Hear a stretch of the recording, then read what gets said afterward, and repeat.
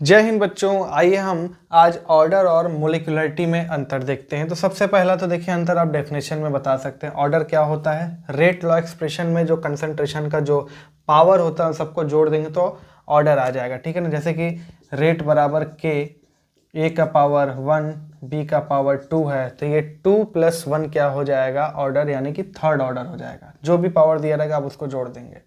और यहाँ पे क्या है? It is the number of reacting species involve in A reaction in its rate determining step. Rate determining step जो slowest process होता है वही रेट डिटरमाइनिंग होता है। जैसे कि मान लो, ठीक है ना, ये रेट डिटरमाइनिंग स्टेप है, ठीक है ना, और ये प्रोडक्ट, ठीक। तो यहाँ पे कितने पार्टिकल दिखाई दे रहे हैं? एक इसका, यानी इसकी मोलिकुलरिटी क्या हो जाएगी? 2 हो जाएगी। लेकिन ध्यान रखिएगा कि रेट डिटरमाइनिंग स्टेप रहेगा तभी, ठीक है ना। और यहाँ पे क्योंकि मल्टी स्टेप रिएक्शन में हर स्टेप्स की अलग अलग मोलिकुलरिटी होती है, तो वहाँ पे मोलिकुलरिटी का कोई मीनिंग नहीं होगा, ठीक है ना। कॉम्प्लेक्स रिएक्शन के लिए मोलिकुलरिटी का कोई मीनिंग नहीं है, ठीक। ऑर्डर में क्या है?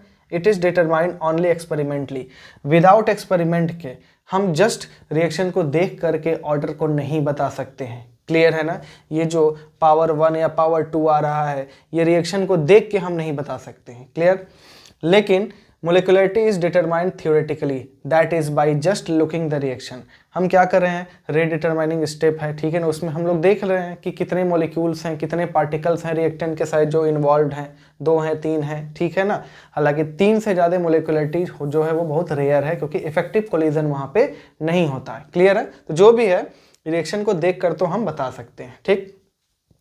यहाँ पे order can have value fractional, positive, negative, कुछ भी हो सकता है। फ्रैक्शनल यानी 1/2, -1 -1/2, 0, कुछ भी हो सकता है, ठीक है ना। लेकिन मोलिकुलरिटी जो है वो इंटीग्रल वैल्यू होगा, ठीक है ना।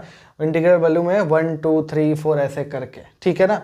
0 नहीं हो सकता, नेगेटिव नहीं हो सकता, फ्रैक्शनल नहीं हो सकता। आई बात समझ में? अगला बहुत इंपॉर्टेंट है। It depends upon reaction condition, it is invariant of reaction condition. जैसे मान लो यही रिएक्शन है, इसका मोलिकुलरिटी कितना है? 2। अब टेम्परेचर बढ़ाओ घटाओ, प्रेशर घटाओ बढ़ाओ, पार्टिकल्स तो 2 ही रहेंगे, मोलिकुलरिटी तो 2 ही है।